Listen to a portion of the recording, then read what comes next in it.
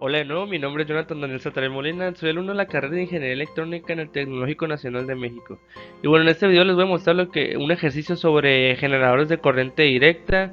Y bueno, vamos allá.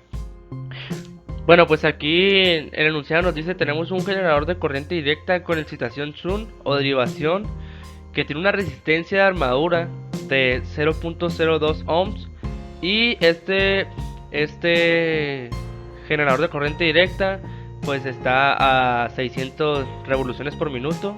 Y bueno, nos pide obtener la curva de magnetización de la siguiente tabulación, esta de este lado, y también nos está pidiendo calcular la corriente total que suministra esta máquina cuando gira a 600 revoluciones por minuto y el voltaje en terminales. Pues aquí nos está dando el voltaje en terminales y nos está dando la resistencia de campo también. También el inciso B nos está pidiendo que calculemos la nueva corriente total suministrada si la velocidad ahora es de 700 revoluciones por minuto. Y también aquí nos está dando el voltaje en terminales, que es de 144 volts, y la resistencia de campo, que es de 18 ohms. Bien, pues aquí tenemos nuestra curva de magnetización y observamos que cuando tenemos a 1 ampere, pues tenemos un voltaje inducido de 23 volts. Cuando tenemos 2 amperes tenemos 45, cuando tenemos 3 amperes tenemos 67 volts y así sucesivamente. Aquí vemos cómo va quedando nuestra gráfica y bueno, vamos para lo siguiente. Bien, pues aquí tenemos nuestro primer inciso que nos dice calcular la corriente total que suministra esta máquina cuando gira a 600 revoluciones por minuto, y tenemos que el voltaje en terminales es igual a 120 volts con una resistencia de campo de 15 ohms. Y bueno, también con las ecuaciones que nos dan para generadores de corriente directa, tenemos que nuestra corriente de carga es igual a la corriente inducida menos la corriente de excitación.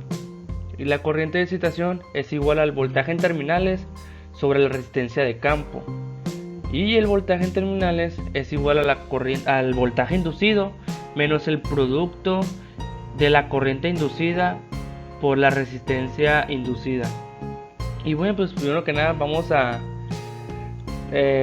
como primer paso, vamos a sustituir los valores que tenemos aquí, voltaje en terminales y resistencia de campo, para poder sacar nuestra corriente de excitación. Tenemos que nuestra corriente de excitación es igual a 120 volts sobre 15 ohms y nos da un total de 8 amperes. Y bueno, cuando nuestro voltaje inducido es igual a nuestro voltaje en vacío, que es igual a 126 volts, como podemos observar aquí. Bien, ahora procederemos a sacar nuestra corriente inducida, y nuestra corriente inducida será igual al voltaje en terminales más nuestro voltaje inducido sobre la resistencia inducida. Tenemos que son 120 volts más 126 volts, todo esto sobre 0.02 ohms. Tenemos que nos da una igual a 300 amperes. Y bueno, ya teniendo estos dos datos, ya podemos sacar nuestra corriente de carga que nos está pidiendo este inciso. Y bueno, la corriente de carga se saca, es igual a nuestra corriente inducida menos nuestra corriente de excitación. Y pues tenemos que es 300 amperes menos 8 amperes nos da un igual a 292 amperes. Bien, pues ahora procederemos a calcular el inciso B, que nos dice calcular la nueva corriente total suministrada. Ahora si la velocidad es de 700 revoluciones por minuto, y nos está dando aquí el voltaje en terminales, que es igual a 144 volts, y la resistencia de campo, que es igual a 18 ohms. Y de igual manera empezaremos con nuestra fórmula número 2, ya que aquí nos están dando los datos, el voltaje en terminales y la resistencia de campo. Pues esos datos ya los tenemos.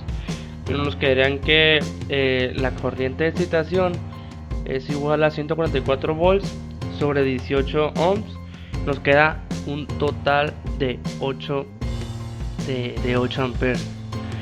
Y bueno, ¿qué sigue después de esto? Lo que sigue después de eso, para obtener el voltaje inducido con una velocidad diferente, porque ahora tenemos que son 700 revoluciones por minuto y en el inciso A era de 600 revoluciones por minuto, se utiliza la siguiente relación, que viene siendo esta relación de aquí que tenemos aquí, que nos dice que el voltaje inducido es igual a la constante K por el flujo magnético residual por la velocidad. Y bien, aquí tenemos que el voltaje, lo vamos a llamar que el voltaje inducido 2, que viene siendo el del inciso B, sobre el voltaje inducido 1, que pues está haciendo una comparación. Ese es el voltaje inducido que teníamos en el inciso A. Es igual a la constante por el flujo magnético residual por la velocidad, esto todo del inciso B, perdón, sobre la constante, el flujo magnético residual y la velocidad, pero del inciso A.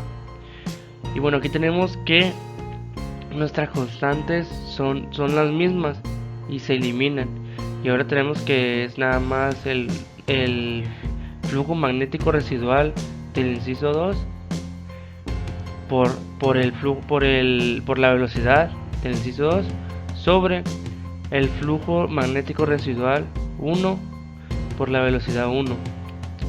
Eso estamos haciendo una comparación. Aquí nos dice que la corriente de excitación 1 es igual a la corriente de excitación 2. Como podemos observar, aquí nos dio 8 amperes y en el inciso pasado también nos dio 8 amperes. También nos está diciendo que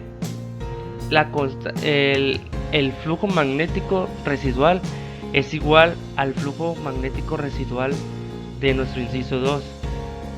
Esto quiere decir que también se elimina, y tenemos que ahora el voltaje inducido en el inciso 2 y en el inciso 1 es igual a la velocidad, a las revoluciones por minuto en cada una de ellas. Y bueno, despejamos lo que queremos sacar, que vendría siendo el voltaje inducido en nuestro inciso B, y nos quedaría de esta forma. Y solamente sustituiríamos valores, y tenemos que pues nuestro voltaje inducido en el inciso A era de 126 volts, y esto lo va a multiplicar por el producto de los 700 revoluciones por minuto del inciso B sobre los 600 revoluciones por minuto del inciso A, y nos queda un valor de 147 volts de voltaje inducido en el inciso B.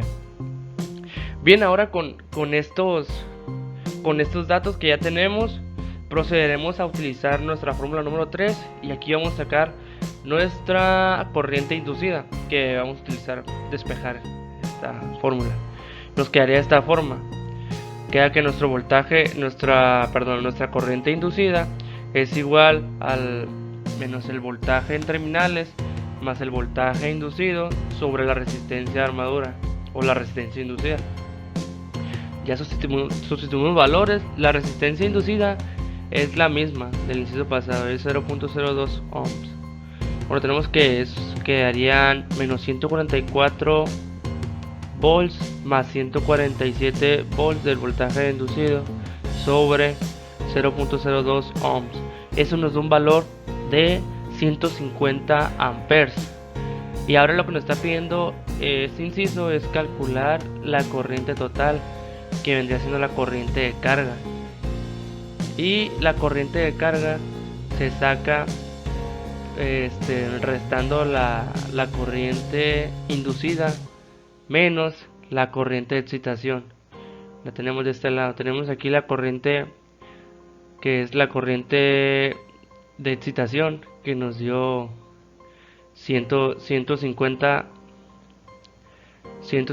amperes, menos la corriente de excitación, que nos dio 8 amperes, y nos da un resultado de 142 amperes.